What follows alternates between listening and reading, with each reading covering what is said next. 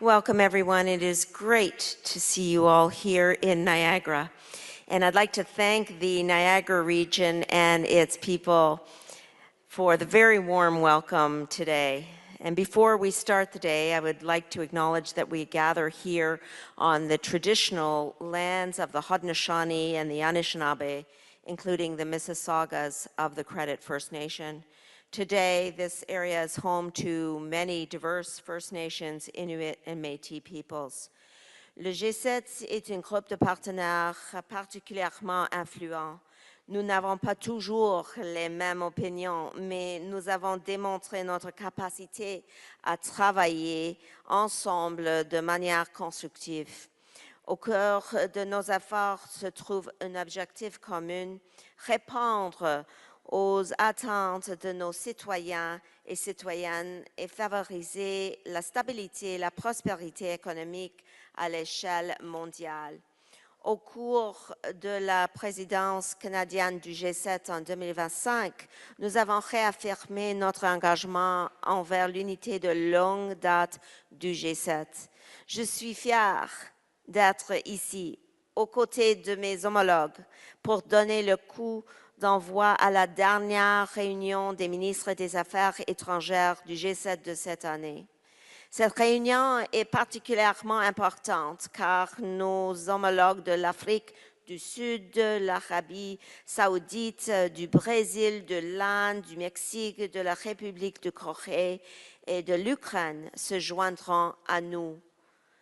La contribution de ces partenaires clés sera cruciale pour apporter des perspectives régionales et élaborer des réponses aux défis mondiaux auxquels nous sommes tous confrontés. The next 24 hours will be absolutely jam-packed. Tonight, we will hold a G7 foreign ministers working dinner with global peace and stability at the top of our agenda. In particular, we will have a constructive exchange on critical priorities, including advancing long-term peace and stability in the Middle East, supporting security and building prosperity in the Indo-Pacific, and responding to urgent crises in Haiti and Sudan.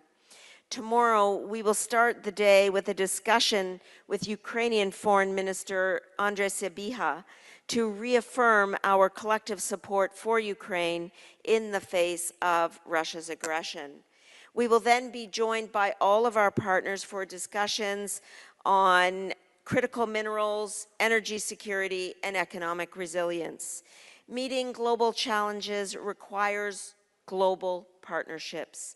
The issues we are facing transcend the G7 and our borders. And this is why it is absolutely vital that we have diverse geographic representation around the table. So let's get started. Thank you. Merci.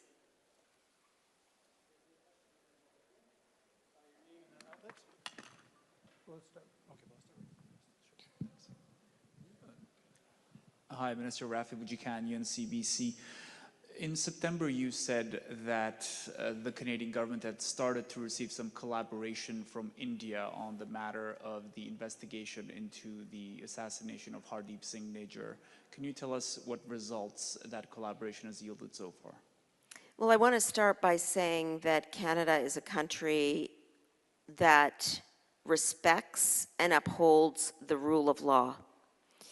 And what that means is that persons in positions in the cabinet, in the legislative branch of government, do not play a role in the investigation and administration or pursuit from a judicial process of any case. That's what the rule of law means. And so what we are committing to and doing that with the government of India is that there is a law enforcement dialogue at the highest levels of our governments, including the head of the NSIA in Canada with Indian government law enforcement officials, and that dialogue is continuing and will continue. Furthermore, From a public safety standpoint, the Minister of Public Safety in our government designated the Bishnoi Group as a terrorist entity under the criminal code. Furthermore, we are ensuring that in the bilateral engagement with India, that these rule of law concerns, that these public safety concerns are foremost in the advancement of the relationship. So, for example, if you take a look at the joint statement that India and Canada signed just 4 weeks ago, you will see that the first page of that joint statement covers the very points that I'm making today: the importance of law enforcement, the respect for the rule of law, and the assurance that at all times public safety will be at the forefront of our bilateral dialogue. And just as a follow-up, what do you hope to accomplish by opening a consulate in Greenland? What specific diplomatic gains are you looking for Canada? Canada is an Arctic nation. 70% of our coastline, 40% of our landmass is interfacing with the Arctic. We have an Arctic foreign policy. The Arctic foreign policy contemplates greater engagement not just in Canada's north, but internationally as well. And so when we open a consulate in Greenland, we are expanding Canada's diplomatic footprint in another Arctic region. I've had numerous conversations with other foreign ministers of Arctic countries, and we all agree that now is the time to ensure that our collective will and footprint is placed in Arctic territory. Canada's recent budget, delivered just last week, put down $80 billion in defense spending. We are going to reach 2% this year and 5% of GDP by 2035. Much of that spending is going to involve dual-use infrastructure in the Canadian Arctic: ports, roads, railways. But from a foreign minister's standpoint, my concern is not only on the implementation of those commitments, but also the broader work we can do internationally to ensure that we are collaborating and cooperating with other Arctic nations in support of global peace and security. That's the reason. Thank you. Ahmed Hazim, Al Jazeera. I have a question about tonight's dinner, the working dinner, about global security and peace. Your remarks earlier said that you are going to discuss the long path forward toward peace, and I'm going to just be specific about the Gaza plan, peace plan. The move toward the second phase of that plan seems that it's very complicated rather than what we expected before. And now the aid trucks coming into Gaza is not enough. The international force is not established yet. The discussions with the UN for the UN mandate for this is not going as smooth as we expect. What are you as a group at the G7, and what do you expect to listen from Secretary Rubio in this dinner to push this thing forward? Thank you for the question. And I appreciate the sentiment that you are raising, which is that we want a ceasefire to be long-lasting and to yield the benefits that are outlined in the peace plan. And Canada certainly welcomes the peace plan and President Trump's work to end the war in Gaza. It's crucial. We believe that Hamas must disarm and must have no role in the governance of Palestine. There must be this continued emphasis on a ceasefire and, as you say, the unhindered flow of humanitarian aid. And I will say that Canada has placed almost $400 million in humanitarian aid, much of it with international organizations, some of it remaining on trucks in areas like Jordan. We need that aid to flow. It is contemplated in the peace plan, and humanitarian aid must flow. Gaza must be demilitarized with no displacement of the Palestinian people. So Canada's initial and continued position is that the peace plan must be upheld, and parties around the world should continue to support it.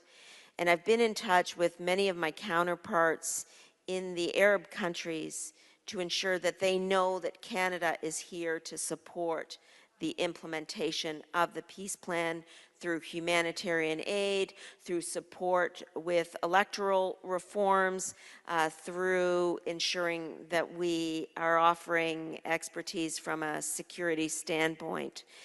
So the bottom line is Canada's continuing to work with international partners around the world to ensure that Israelis and Palestinians can live side by side in peace and security.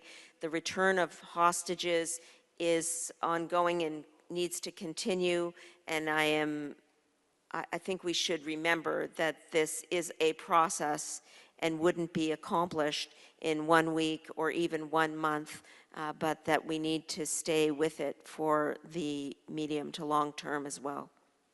My second question is about Sudan. Sudan is a very vulnerable place right now. The Quartet last week was supposed to issue a statement saying that there is movement toward a peaceful solution, but then al-Fashir pulled.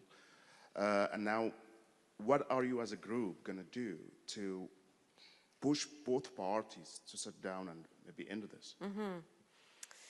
So Canada, I will begin by saying, like many of you in this room and many countries represented here, is absolutely horrified by the attacks in al-Fashir and condemns the reported mass killing of over 2,000 civilians.